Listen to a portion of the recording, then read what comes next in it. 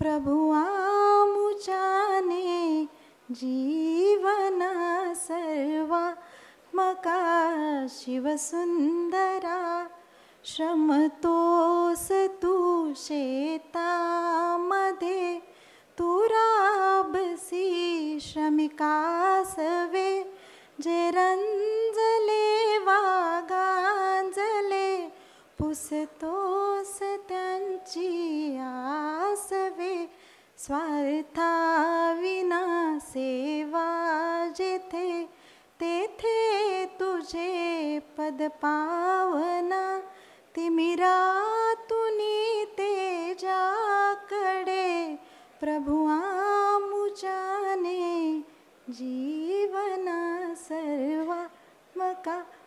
ही कुसुमाग्रजांची प्रार्थना आहे. कुसुमाग्रज नगरीमध्ये छानच्या संध्याकाळी आपण सगळं आज इथे जमलेलो आहोत. सर्वप्रथम नमस्कार, शुभ संध्या, सत श्री अकाल and good evening one and all. मी डॉक्टर स्मिता मालपुरे.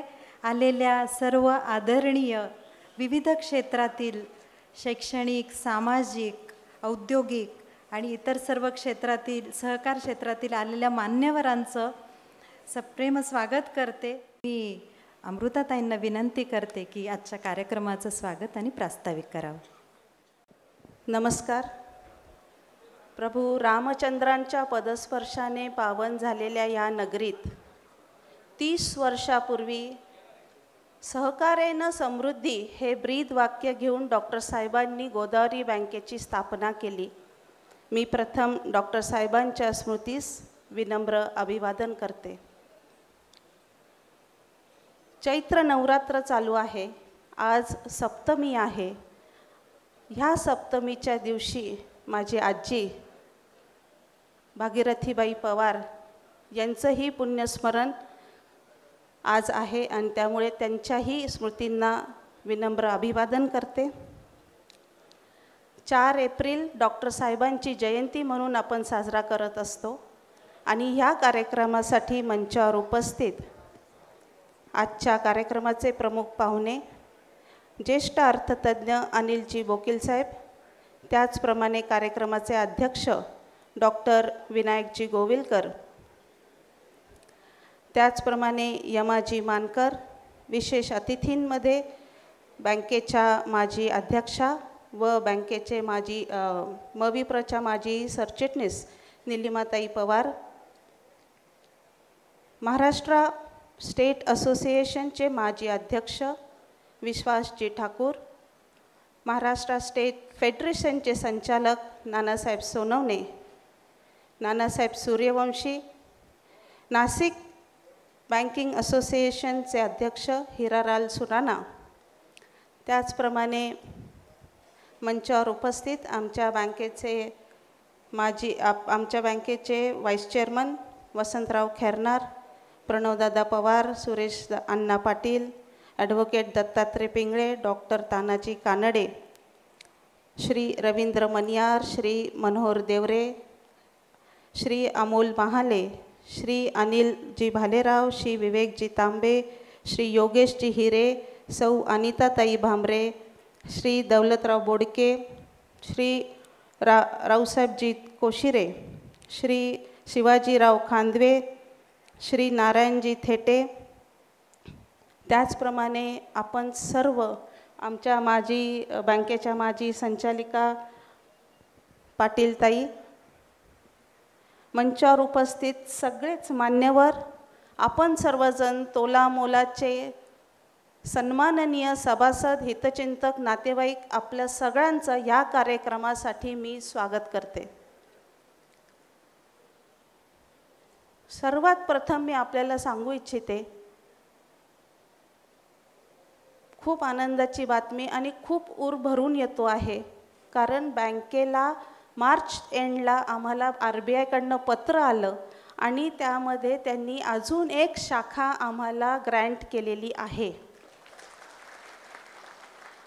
त्यामुळे आता आपल्या गोदावरी बँकेचे 4 ह्या शाखा नाशिक शहरात, 5वी मालेगावला आणि अजून एक शाखा जी मिळालेली आहे ती दिवाळीच्या आसपास आम्ही नाशिक शहरात तिचे उद्घाटन आणि तिचं कामकाज हे सुरू करणार आहोत. आणि हे सगळं शक्य हे आपण दाखवलेला विश्वास, आपण दाखवलेलं वेळोवेळीचं सहकार्य याच्यामुळेच झालेलं आहे. गोदावरी बँक सातत्याने प्रॉफिटमध्ये असते. गोदावरी बँक ही डिव्हिडंड सर्व सभासदांना देते आणि महत्त्वाचं म्हणजे गोदावरी बँकेचा ग्रॉस NPA हा 0 आहे. हे सगळं financially sound and well managed ह्या प्रणालीमध्ये जेव्हा RBIला बसवलं त्यावेळेला आम्हाला RBIने आपल्या बँकेला बसवलेलं आहे financially sound and well managed. आणि आज देशामध्ये 1500च्या आसपास बँका आहेत. त्यापैकी पहिल्या 200मध्ये गोदावरी बँकेचं नाव येतं. ही झाली बँकेची स्थिती. पण आज मला आपल्याला थोडक्यात देशात सहकार क्षेत्राचं काय चालू आहे हे आपल्याला सांगायचं आहे.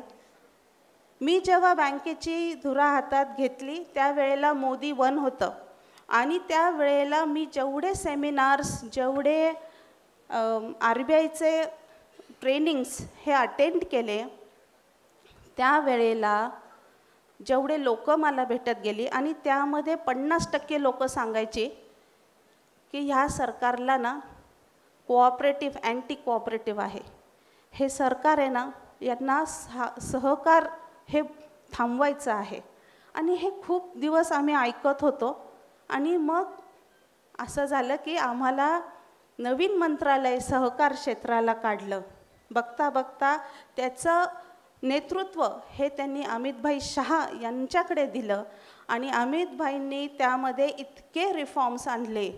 पहिले तर त्यांनी जे काही कोऑपरेटिव्ह रूल्स होते, कोऑपरेटिव्ह ॲक्ट्स होते त्याच्यामध्ये अमेंडमेंट सुरू केली. बँकिंग क्षेत्रामध्ये जे काही BR ॲक्ट आहे, बँकिंग रेग्युलेटरी ॲक्ट, हाही त्यांनी अमेंड करायला सुरुवात केली. आणि आत्ताचं जे अधिवेशन झालं 2025चं पार्लमेंटमध्ये ते बिल्स कोऑपरेटिव्ह सेक्टरमधले 4-5 बिल्स हे पास केलेले आहे. UN ह्या वर्षी इंटरनॅशनल कोऑपरेटिव्ह इयर असं घोषित केलेलं आहे. आणि ह्या इंटरनॅशनल कोऑपरेटिव्ह इयरसाठी आपण भारताने थीम घेतलेली आहे FFP म्हणजे फिमेल फार्मर्स अँड पॉवर्टी. ह्या थीमच्या अंतर्गत त्यांना जे काही रूरल इकॉनॉमी आहे ह्या रूरल इकॉनॉमीला स्ट्रेंथन करायचं आहे. आणि त्याकरता क्लासिक केस स्टडी जर आपल्या देशात जी कोऑपरेटिव्ह आहे पण ती लोकलवरनं ग्लोबलला गेली असेल ती म्हणजे अमूल. आणि अमूलचं व्हाईट रेव्होल्यूशन झालं. आत्ता शासनाला ब्लू रेव्होल्यूशन आणायचं आहे. ह्या ब्लू रेव्होल्यूशनमुळे आपल्याला बराच फरक हा आपल्या ग्रामीण भागामध्ये दिसेल. तिथला आर्थिक कणा हा अजून सक्षम व्हायला मदत होईल. त्यांचं म्हणणं असं आहे की हे करण्याकरता आपल्याला पॅक्स म्हणजे प्रायमरी ॲग्रिकल्चर क्रेडिट सोसायटीज ह्या सुरू करायच्या आहेत. आणि देशात आता 2 लाख इतक्या पॅक्स ह्या सुरू होणार आहेत. त्याचबरोबर FPOs फार्मर प्रोड्युसर कंपनी याही खूप मोठ्या प्रमाणात आपल्याकडे सुरू होणार आहे. आणि त्याचा फायदा जे काही फार्मर्स प्रोड्यूस करतात त्याला ग्लोबल मार्केट द्यायचं याकरता शासनाचा प्रयत्न आहे. आणि तो प्रयत्न पूर्ण करण्याकरता त्यांनी 3 नवीन कोऑपरेटिव्ह कंपनीज काढायच्या ठरवलेल्या आहेत. ह्या 3 नवीन कंपनीज राष्ट्रीय सहकार एक्सपोर्ट लिमिटेड, राष्ट्रीय सहकार ऑर्गॅनिक लिमिटेड, भारतीय बीज सहकार लिमिटेड अशा ह्या 3 कंपनीजच्या माध्यमातून आपलं प्रॉडक्ट हे ग्लोबली जाणार आहे. असा हा मोठा रोड मॅप हा अमितभाई शहांनी आपल्या लोकांसाठी केलेला आहे. त्यांचं म्हणणं आहे प्रत्येक citizen should be connected with cooperative. आणि त्याकरता म्हणजे आता मी जेव्हा बँकेत आहे मला लक्षात येतं आहे की टेक्नॉलॉजी इतकी आलेली आहे आणि त्यासाठी ट्रेंड स्टाफ हा मिळणं अवघड असतं. तर आपण दर शनिवारी स्टाफचं ट्रेनिंग घेत असतो, अपग्रेड करत असतो. आणि हेच कुठंतरी शासनाला कळलेलं दिसतं आहे. त्यामुळे त्यांनी आता सहकार युनिव्हर्सिटी ही स्थापन केली आहे. तिचंही बिल हे पास झालेलं आहे. ह्या युनिव्हर्सिटीमधनं दरवर्षी 8 लाख इतके विद्यार्थी बाहेर पडणार आहेत. हे 8 लाख विद्यार्थी डिप्लोमा, डिग्री आणि PhD ह्या लेवलचे पासआउट असतील. त्यामुळे हा रोडमॅप, ही सहकार नीती, इथून पुढचे सगळे गोल्डन एरा ऑफ कोऑपरेटिव्ह असं म्हणायला हरकत नाही. आणि हा गोल्डन एरा आता सुरू होत असताना आपण सर्वजण हे कोऑपरेटिव्हशी निगडीत आहात. पण मी आपल्याला विनंती करेन की आपण आपले असलेले मुलं, मुली, नातू, पंतू, सुना यांनाही आपण कोऑपरेटिव्हशी हे करा, जॉईन करून घ्या. आणि त्याकरता आम्ही आपल्याला येतानाच एक स्लिप दिलेली आहे. ती स्लिप घेतली असेल बऱ्याच जणांनी. त्यावरती जर आपण आपलं नाव आणि नंबर जर लिहून दिला, जाताना आमचा स्टाफ इथे आहे त्यांच्याकडे द्या. नक्कीच आम्ही नेक्स्ट वीकमध्ये, येत्या आठवड्यामध्ये आम्ही आपल्याला संपर्क करू आणि आपण आपल्याला ही सेवा आम्ही घरपोच पोचवू. सगळ्या फॉर्मॅलिटीज ह्या घरी बसून आम्ही पूर्ण करू. एवढंच सांगते. आपण सर्वजण ह्या प्रेरणा दिनाच्या कार्यक्रमासाठी आलात. मी आपलं पुन्हा एकदा स्वागत करते आणि डॉक्टर वसंतराव पवार साहेबांच्या स्मृतीस अभिवादन करते, नतमस्तक होते आणि थांबते. जय हिंद, जय महाराष्ट्र. थँक्यू अमृताताई. ज्या बँकेच्या नावातच गोदावरी आहे, तिथली गंगाजळी सदैव प्रवाहित राहणारच. आणि जसं ताई आता म्हटल्यात की सहकारात सुवर्णमध्य आहेच, पण सहकाराचा आता सुवर्ण काळही येऊ घातलेला आहे. अतिशय सुंदररित्या त्यांनी त्यांचं प्रास्ताविक मांडलं. आता आज आपल्याला जे प्रमुख पाहुणे लाभलेले आहेत ते माननीय श्री अनिल बोकील सर आणि माननीय डॉक्टर विनायक गोविलकर यांचा परिचय आणि सत्कार करून देण्याची विनंती मी माननीय श्री वसंतराव खैरनारजी, उपाध्यक्ष गोदावरी अर्बन कोऑपरेटिव्ह बँक यांना करते. स्टेजवरील सर्व मान्यवर आणि उपस्थित सर्व बंधू आणि भगिनींनो, 4 एप्रिल आदरणीय डॉक्टर साहेबांचा जन्मदिवस अर्थात जयंती आज या कार्यक्रमाच्या निमित्तानं आपण इथे साजरी करीत आहोत. साहेब असल्यापासून 4 एप्रिलच्या दिवशी नाशिककरांकरता अर्थविषयक व्याख्यान ठेवावं, जेणेकरून नाशिककरांचं अर्थभान आणखी वाढेल, या एका सदहेतूनं या कार्यक्रमाचं उद्दिष्ट आम्ही ठेवलेलं होतं. आणि ते असल्यापासून बँकेच्या स्थापनेपासून 4 एप्रिल हा दिवस अशा पद्धतीनं साजरा केला जातो आहे. आज आपल्यामध्ये अर्थशास्त्रामधले 2 दिग्गज माणसं या ठिकाणी आलेली आहेत. आपल्यापैकी कदाचित काहींनी माननीय अनिल बोकील सरांना ऐकलेलं असेल, बहुतेकांनी आदरणीय विनायक गोविलकरांना ऐकलेलं असेल.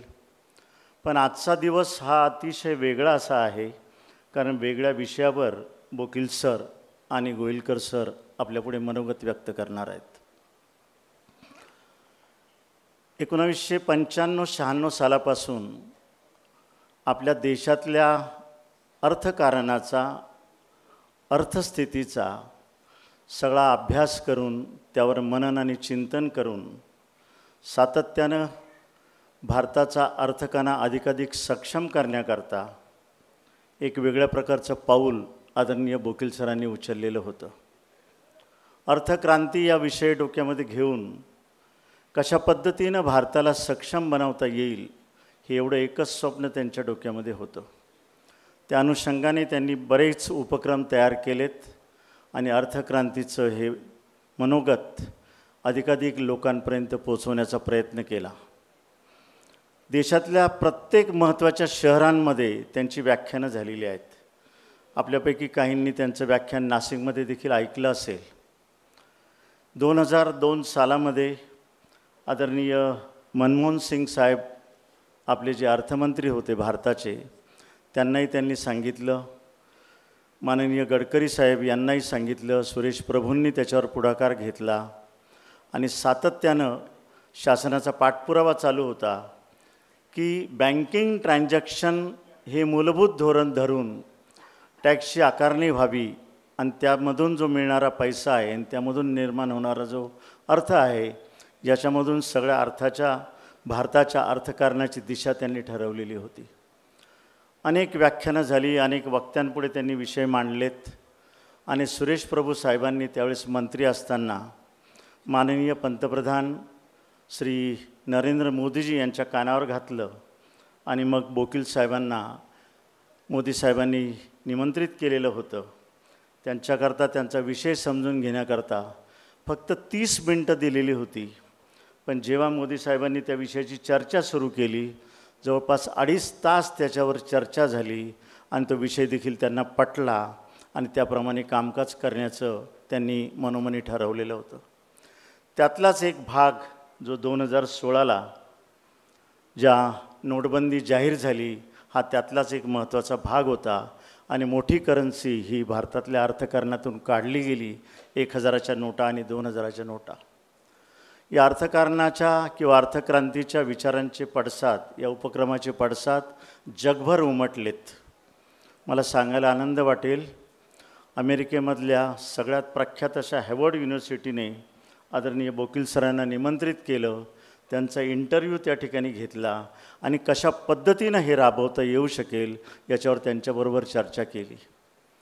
म्युच्युअल फंड किंवा बँकिंग क्षेत्रामधली जी काही दिग्गज मंडळी होती, JP मॉर्गन असेल, स्टॅनले असेल, या सगळ्यांनी त्यांच्याबरोबर बसून चर्चा केलेली आहे.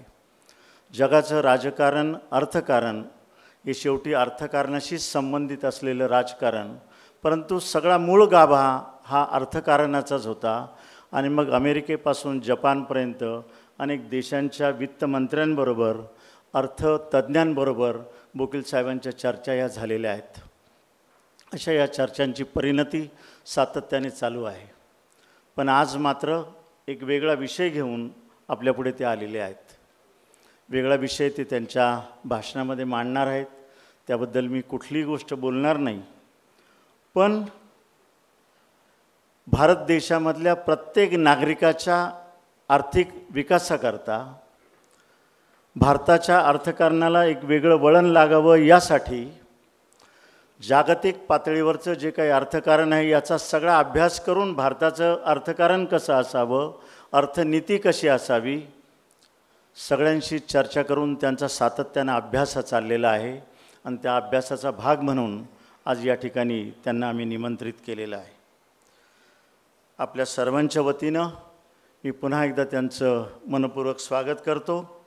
आज त्यांचा जो विषय आहे, अर्थशास्त्र युद्धाकडून बुद्धाकडे, जागतिक पातळीवर चालू असलेली प्रत्यक्षातली युद्ध, आर्थिक युद्ध, गेल्या 2-3 महिन्यापासून अमेरिकेचं राजकारण जे बदललेलं आहे त्याचे विविध परिणाम जागतिक पातळीवरच्या अर्थव्यवस्थेवर होत आहेत. भारताच्याही आर्थिक पातळीवर त्याचे परिणाम झालेले आहेत आणि म्हणून याला कुठेतरी एक चांगल्या प्रकारचं वळण लागावं म्हणून युद्धाकडून बुद्धाकडे असा एक विषयाचं टायटल देऊन आज बोकील साहेब आपल्याशी संवाद साधणार आहेत.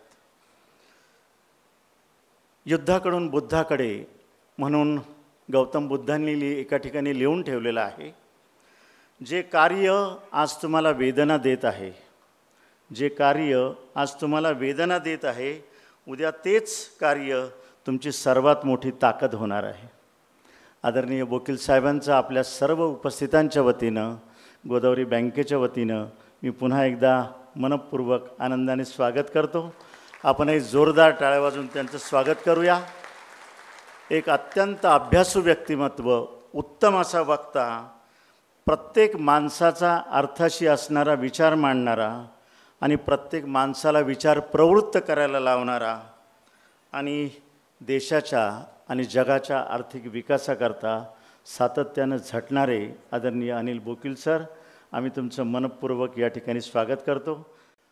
आज आपल्याच नाशिकच्या भूमीचे भूमिपुत्र, ज्यांना नाशिक भूषण हा पुरस्कार नाशिककरांच्या वतीनं दिला गेला आहे, असे एक ज्येष्ठ अर्थतज्ज्ञ, नाशिकचं अर्थतज्ज्ञ म्हणून नाव काढलं तर नाण्याची एक बाजू विनायक गोविलकर आहेत आणि दुसरी बाजू हे अर्थशास्त्राचे अभ्यासक आहेत. गोविलकर सर जे अनेक वर्ष गोखले एज्युकेशन सोसायटीच्या BYK कॉलेजमध्ये प्राध्यापक त्याचप्रमाणे प्राचार्य या नात्याने कार्यरत होते आणि शेवटी त्यांनी सेवानिवृत्ती घेऊन पूर्णपणे या कार्याला वाहून दिलेलं आहे. भारत सरकारच्या अर्थसंकल्पावर सातत्यानं विश्लेषण करणारे गोविलकरांची व्याख्यानं ही बजेट डिक्लेअर झालेल्या दिवशी, त्याच्याबरोबर दुसऱ्या किंवा तिसऱ्या दिवशी सार्वजनिक वाचनालयाच्या परशुराम सायकेळकर नाट्यगृहामध्ये सातत्यानं गेल्या 25 वर्षापासून त्या बजेटचं विश्लेषण हे ज्येष्ठ अर्थतज्ञ गोविलकर सर करत आहेत. अर्थजिज्ञासा नावाचा त्यांनी ग्रंथ लिहिलेला आहे, ज्याच्यामध्ये अर्थविषयक जगामध्ये जेवढं काही शब्द भांडार आहे त्याचे सगळ्यात सोपे मराठी अर्थ हे मराठी माणसाला समजावेत या दृष्टीने 1,500 पानांचा एक मोठा ग्रंथ अर्थजिज्ञासा या नावाने त्यांनी तयार केलेला आहे. अशी अनेक पुस्तकं त्यांच्या नावावर आहेत. जवळपास 20-22 पुस्तकांचे लेखक ते आहेत. अर्थविषयक सातत्यानं नाशिकच्या आकाशवाणीवर असेल, दैनिक वर्तमानपत्र असेल, लोकसत्ता असेल, महाराष्ट्र टाइम्स असेल, दिव्य मराठी असेल किंवा लोकमत असेल, सातत्याने अर्थविषयक विचार त्यांनी आपल्यामध्ये मांडलेले आहेत. असा हा अर्थतज्ञ एका बाजूला आर्थिक विचार करणारा, आर्थिक विषयाची मांडणी करणारा, सातत्यानं त्याचं मनन आणि चिंतन चालू ठेवणारा, सातत्यानं भविष्याचा वेध घेणारा, कारण महाराष्ट्र सरकारने अनेक आर्थिक विषयक ज्या कमिट्या आहेत त्यावर त्यांना नेमलेलं होतं. महाराष्ट्र सरकारचं प्रतिनिधित्व करण्याकरता परदेशातल्या एका आंतरराष्ट्रीय सभेमध्ये देखील गोविलकर सरांना खास आर्थिक विषयाबाबत महाराष्ट्राच्या अर्थकारणावर बोलवण्याकरता हाँगकाँगला निमंत्रित गेलेलं होतं. पण या अर्थतज्ञाबरोबरच मग ती युनायटेड वेस्टर्न बँक असेल किंवा आणखीन दुसऱ्या काही बँकांवर सर सल्लामसलत करत असतील, महाराष्ट्र राज्याच्या शिक्षण मंडळावर असेल किंवा पुणे विद्यापीठाच्या अर्थशास्त्रीय कमिटींवर असेल, अशा विविध पदांवर काम करत असताना त्यांच्यातला एक समाजसेवक हा सातत्याने जागरूक होता. औरंगाबादचं श्री गुरुजी हॉस्पिटल सगळ्यात पहिल्यांदा कॅनडा कॉर्नरला शिफ्ट झालं भाड्याच्या जागेमध्ये, आणि तिथून मग रुग्णांची सेवा अधिकाधिक चांगल्या पद्धतीनं द्यावी या एका सदेतून सेंट्रल हिंदू मिलिटरी असोसिएशनशी करार करून आज आनंदवलीला श्री गुरुजी नावाने मोठं हॉस्पिटल आपण सर्वजणांनी पाहिलेलं आहे.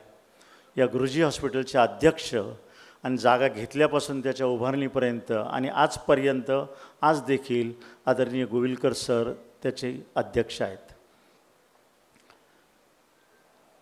या हॉस्पिटलच्या माध्यमातून गरिबांना आणि गरजूंना अत्यंत माफक दरामध्ये सर्व मेडिकलच्या सुविधा उपलब्ध करून देण्याचं काम त्यांनी केलेलं आहे. सातत्याने त्यांची टीम ही सेवाभावी वृत्तीनं त्या ठिकाणी काम करते आहे. आपल्यापैकी बऱ्याचशांनी त्याचा अनुभव घेतला असेल. एक आतली गोष्ट गोविलकरांच्या परवानगीने सांगतोय, त्यांनी ती मलाही पूर्णपणे सांगितलेली नाही, पण 1.5-2 वर्षापूर्वी आपल्या केंद्रीय मंत्री आदरणीय नितीन गडकरी साहेब नाशिकला आलेले होते. श्री गुरुजी रुग्णालयाच्या बॅकसाईडला एक मोठी इमारत बांधली गेली. त्या बिल्डिंगचं उद्घाटन हे नितीन गडकरी साहेबांच्या हस्ते होतं आणि नितीन गडकरी साहेबांनी असं सांगितलं की या बिल्डिंगचं सगळं बांधकाम, याला लागणारा पैसा किती आहे हे मला माहिती नाही, पण त्यातला रुपया हा आदरणीय गोविलकरांनी त्यांचं नाव न सांगण्याच्या बोलीवर दिलेला आहे. असे आदरणीय गोविलकर सर ज्यांनी मोदी साहेबांच्या या अर्थशास्त्रावर मोदीनॉमिक्स असं एक पुस्तक लिहिलेलं आहे, जे इंग्रजीमध्ये आहे. देवेंद्र फडणवीस साहेबांच्या हस्ते त्या पुस्तकाचं प्रकाशन झालेलं होतं. अशा अनेक अर्थविषयक पुस्तकं त्यांनी लिहिलीत. आजच्या सभेला अध्यक्ष या नात्यानं गोविलकरांचे विचार देखील आपण ऐकणार आहोत. श्रीमान अनिलजी बोकील यांना गोदावरी बँकेने निमंत्रित केलं आणि दरवर्षीचा जो पायंडा गोदावरी बँकेचा आहे तो याही वर्षी पुढे चालू ठेवला. अर्थविषयक एक व्याख्यान या निमित्ताने बँक आयोजित करत असते. त्यासाठी मला निमंत्रित केलं, त्याबद्दल बँकेचे आभार.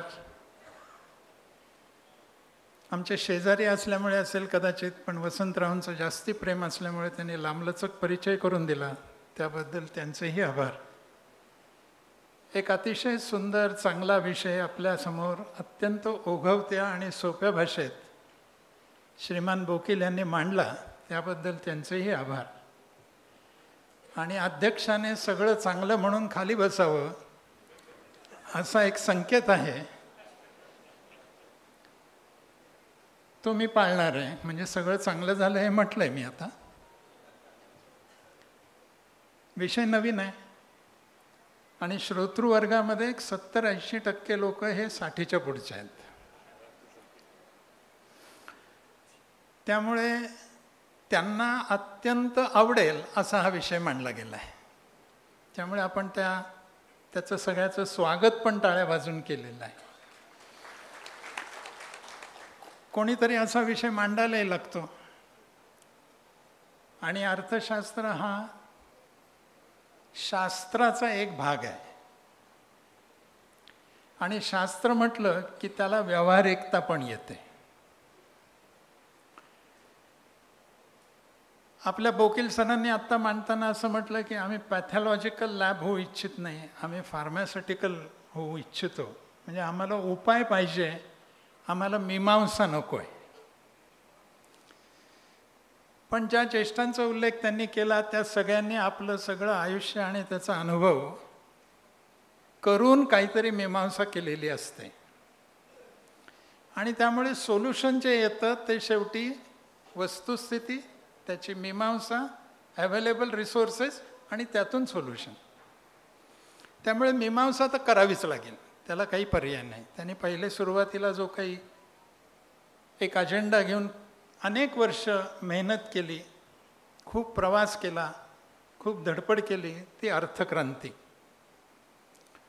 त्यातला काही भाग आत्ता आला. एक टॅक्स असावा हा त्यातला एक भाग होता. मोठ्या डिनॉमिनेशन्सच्या नोटा नसाव्यात हा एक भाग होता. काही प्रमाणात त्याची अंमलबजावणी झालेली आपण बघतो. GST आला, अनेक टॅक्सेस एकत्र झाले.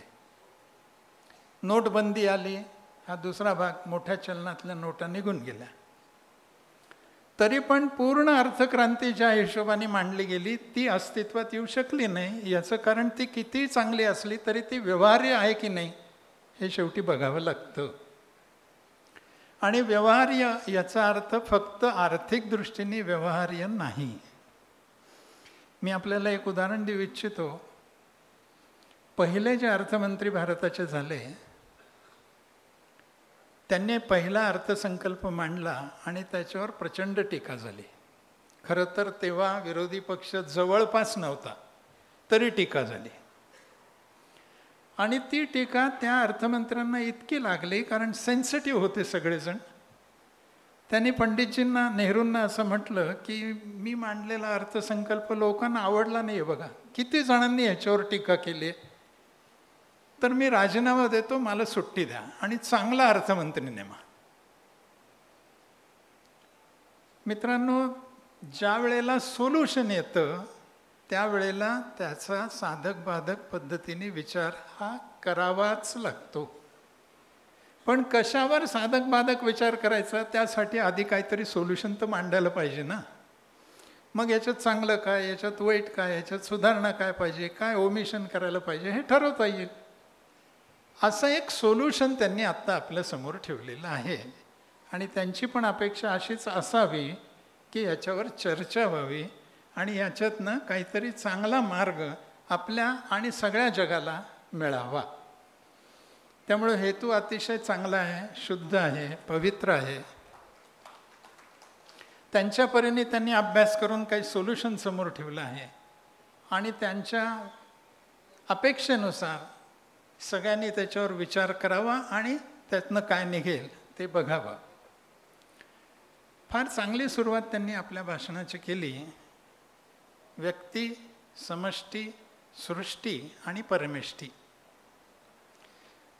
तसं शरीर, मन, बुद्धी आणि आत्मा सगळ्याचा विकास झाला तर समग्र विकास शक्य आहे, अन्यथा लोपसाइडेड, एकांगी विकास होऊ शकतो. यालाच एकात्म मानव दर्शन असं म्हणतात. या व्याख्यानामुळे मला वाटतं याबद्दल काही जिज्ञासा निर्माण झाली असेल तर त्यासाठी वाचायचं काय तेवढा सोर्स फक्त मी सांगतो आपल्याला. पंडित दीनदयाळजी उपाध्याय यांनी एकात्म मानवदर्शनावर सलग 8 दिवस व्याख्यानं दिली. त्याचं पुस्तक स्वरूपात संकलन झालेलं आहे. त्याचं नावच एकात्म मानवदर्शन असं आहे. ती पुस्तकं उपलब्ध आहेत. ज्यांना जिज्ञासा असेल त्यांनी ती बघावीत. कारण शेवटी आत्ताचा विकास हा एकांगी विकास होतो आहे. सगळ्या जगभर एकांगी विकास आहे. आणि मग लक्षात येतं, अरे पर्यावरणाची खूप हानी झाली. मग आता काय करा? आता पर्यावरण वाचवण्याचं आता सगळं सुरू करा.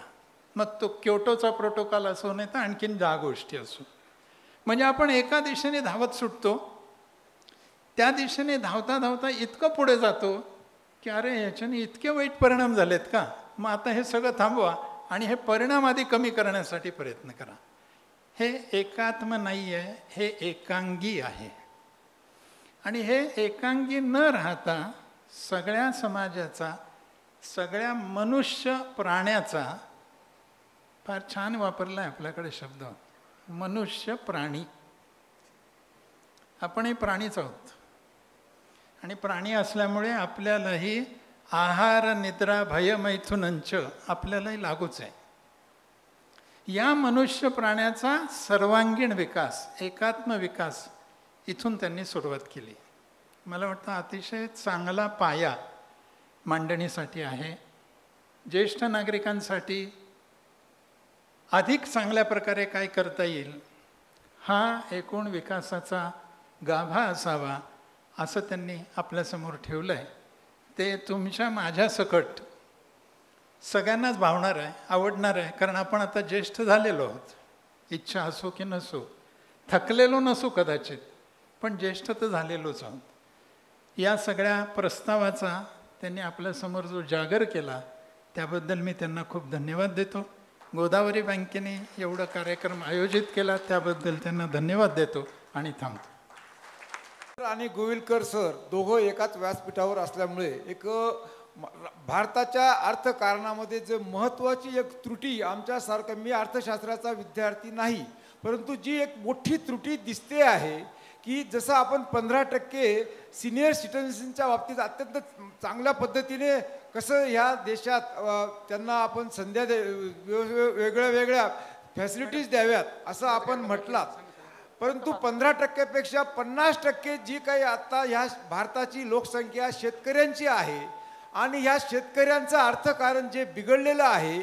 आम्ही शरद जोशींकडून ऐकत होतो की नेहरूंनीच सुरुवातीपासून अशी एक पॉलिसी राबवली की इंडस्ट्रीच्या माध्यमातूनच देशाची प्रगती करता येईल. आजही त्याच पद्धतीने गेल्या 75 वर्षापासून तेच चाललेलं आहे आणि शेतकऱ्यांची अत्यंत दयनीय अवस्था झालेली आहे. तर उत्पादन खर्चावर आधारित जी शेतीमालाची किमती जर ठरवल्या आणि शेतकऱ्यांना त्यातल्या त्यात जरा बरं असं काहीतरी अर्थकारण मिळालं तर असं काही करता येईल का? आपल्यासारख्या 2 अर्थतज्ञांच्या माध्यमातून देशाच्या उच्च अशा पदस्थांपर्यंत पोचवता येईल का की सगळं झूट आहे आणि स्वामीनाथन आयोगाने जे काही दिलेलं होतं ते जर तंतोतंत पाळलं. मी तसा शेतकऱ्यांचा पुत्र आहे. शेतकरी जरी आज नसलो तरी सर्वसामान्य देशातली शेतकऱ्यांची दयनीय अवस्था, कुठलाही शेतीमाल, टोमॅटो फेकावे लागतात, कांदे फेकावे लागतात, कष्ट करून काहीच मिळत नाही आणि गावातल्या अत्यंत खालच्या थरापर्यंत माझा अभ्यास आहे. कुठेही आर्थिक प्रगती झालेली नाही शेतकऱ्यांची आणि म्हणून देश गरीब आहे. प्रगतीचा एक मोठा ऑब्स्टॅकल आहे असं माझ्यासारख्या शेतकऱ्यांचं मत आहे, शेतकरी पुत्राचं मत आहे. त्यामुळे आपण त्याविषयी जर काही 2 गोष्टी सांगितल्या तर सगळेच जवळपास शेतकरी पुत्र आणि धन्यवाद दादा. तुम्ही बसू शकता. सर लगेचच 2 मिनिटात त्यांचं मार्गदर्शन करतील. हॅलो, तुमची व्यथा मला मान्यच आहे कारण तुम्ही भोगलेली आहे. प्रश्न फक्त पुन्हा एकच आहे की ती अवस्था आहे का व्यवस्था आहे? शेतकरी ही निसर्गाने तयार केलेला आहे का माणसाने त्याला शेतकरी म्हणलंय? आपण जेव्हा अवस्थेने प्रश्न सोडवतो तेव्हा 80% जे 3 एकराच्या आतमध्ये 4 एकराच्या आतमध्ये शेतकरी आहेत त्यांना पेन्शन मिळणार आहे. 60च्या पुढे आजी आजोबाचा पैसा घरात येणार आहे. बाजारभाव आता तुम्ही बघताय की अमेरिकेने टेरिफ लावले तर चायनाने त्यांच्या शेतीमालावर इमिजिएट टेरिफ लावले आहेत. हा माल जर विकलाच गेला नाही तर शेतकऱ्यांच्यापर्यंत देणार कोण? आपण समजतोय तितकं आता जीवन स्थिर आणि एका गतीने नाही चाललं, ते रोज बदलतंय. उडता पक्षी जर आपल्याला मारायचा असेल तर त्याला भविष्यात गोळी मारायला लागते. तिथे मारली तर पक्षी पुढे आणि गोळी मागे असं होत असतं. प्रश्न सोडवताना आत्ता काळाच्या बदलाची गती काय आहे, इंटरनॅशनल पॉलिटिक्स काय झालंय आत्ता, आणि आपल्या हातात काय आहे, स्वप्न बघून उत्तरं नाहीत. सर म्हणाले की मीमांसा कुठलंही औषध हे पॅथॉलॉजीच्या लॅबोरेटरीशिवाय होऊच शकत नाही, कारण तोच घेऊन त्याच्यावर औषध बनवायला लागतं. त्याच्यामुळे मीमांसेशिवाय औषध होत नाहीच. म्हणजे मीमांसेला सोडून औषध बनूच शकत नाही. पॅथॉलॉजीचे रिपोर्ट घ्यायलाच लागतात आणि मगच औषध देता येतं. पण सरांनी जे पुढे सांगितलं की मंडन, खंडन आणि संश्लेषण, आधी मंडन करायला लागतं, मग त्याच्यावरचे अँटिथेसिस काय आहेत, त्याच्यावरचे प्रश्न काय आहेत, मग ते कसे सिंथेसाइज करायचे ते फायनल उत्तर असतं. शेतकऱ्यांचे प्रश्न, बांधकाम मजुराचे प्रश्न, रिक्षेवाले, ट्रान्सपोर्टेशन, छोटे उद्योजक, आत्ता त्यांच्या आयुष्याची संध्याकाळ सुद्धा भयानक काळजीची आहे. एका दिवसात हे बदलणार नाही, पण बदलाची सुरुवात निश्चित होणार आहे एका दिशेने, कारण त्याला डिस्क्रिमिनेशन नाही आहे कुठलंच. निश्चित सुरुवात आहे ती बदलाची. कार्यक्रमाच्या समारोपाकडे आपण आलेलो आहेत. आता आभार प्रदर्शनाचं महत्त्वाचं काम मी बँकेचे संचालक माननीय श्री अनिल भारेराव यांना सांगते. अवघ्या 2 मिनिटात आपण कार्यक्रमाच्या समारोपाला जातो आहोत. आजच्या या आपल्या कार्यक्रमाच्या निमित्तानं आज कर्मवीर डॉक्टर वसंतराव पवार यांच्या आपल्या बँकेचे अध्यक्ष आणि संस्थापक यांच्या जयंतीच्या निमित्तानं आज या ठिकाणी खास आवर्जून उपस्थित राहिले ते आपल्या देशातील एक नामवंत अर्थतज्ञ मान्य श्री अनिलजी बोकील साहेब. आपण खास वेळात वेळ काढून या ठिकाणी आलात त्याबद्दल मी बँकेच्या वतीनं आपलं मनपूर्वक आभार मानतो. तसेच जसे सर्व नाशिककर ज्यांना आपण आवर्जून ओळखतो असे दुसरे आपले नाशिकचे अर्थतज्ञ मान्य डॉक्टर विनायक गोविलकर सर यांचेही मी या ठिकाणी मनपूर्वक आभार मानतो. तसेच बँकेच्या माजी अध्यक्षा आणि आमच्या सर्वांच्या प्रेरणास्थान माननीय श्रीमती निलिमाताई पवार ह्याही आवर्जून या ठिकाणी आज उपस्थित झालात त्याबद्दल त्यांचेही मी मनपूर्वक आभार मानतो. तसेच मान्य श्रीयुत विश्वासजी ठाकूर, मान्य श्रीयुत नानासाहेब सोनवणे, मान्य श्रीयुत नानाजी सूर्यवंशी, मान्य श्रीयुत हिरालालजी सुराणा हे या ठिकाणी आवर्जून उपस्थित झालेत, त्यांचेही मी या ठिकाणी मनपूर्वक आभार मानतो. माझ्यासमोर अनेक मान्यवर या ठिकाणी उपस्थित आहेत, त्यांचाही नामोल्लेख मी करण्याचा प्रयत्न करतो. मान्य श्री यमाजी पालकर साहेब, मविप्रचे अध्यक्ष मान्य सुनीलजी डिकले, ज्येष्ठ भाजपा नेते सुरेश बाबा पाटील, मविप्रचे माजी अध्यक्ष अरविंद कारे साहेब, माननीय माजी आमदार अनिल अण्णा कदम, नगरसेवक मान्य गुरमीतजी बग्गा, मान्य राजेंद्रजी मोगल, दत्ताजी पाटील, गोकुळजी पिंगळे, ॲडव्होकेट दिलीपजी वनारसे, तसेच कमलेशजी बोडके, गोकुळजी गीते, प्राचार्य बीजी वाघसर, गंपा मानेसाहेब, पद्माकरजी पाटील, नगरसेविका प्रतिभाताई पवार, ॲडव्होकेट रवींद्रजी पगार, तसेच मविप्रचे माजी संचालक नानासाहेब महाले, दिलीप नाना मोरे, डॉक्टर विश्रामजी निकम, प्रल्हादजी गडाख, सचिनजी पिंगळे, भाऊसाहेब खातळे, कृष्णाजी भगत, हेमंतांना वाजे, अनेक मान्यवर या ठिकाणी उपस्थित आहेत. परंतु वेळेचं भान ठेवून मी सर्वच उपस्थित सर्व रसिक श्रोत्यांचंही या ठिकाणी मनपूर्वक आभार मानतो. आपण वेळात वेळ काढून या ठिकाणी आवर्जून उपस्थित झालात. सर्व पत्रकार बंधू यांचे मी या ठिकाणी, प्रतिभाताई पवार यांचे मी मनपूर्वक आभार मानतो. आपण सर्वजण या ठिकाणी आवर्जून उपस्थित झालात त्याबद्दल आपणा सर्वांचं मी मनपूर्वक आभार मानतो आणि थांबतो. जय हिंद, जय महाराष्ट्र.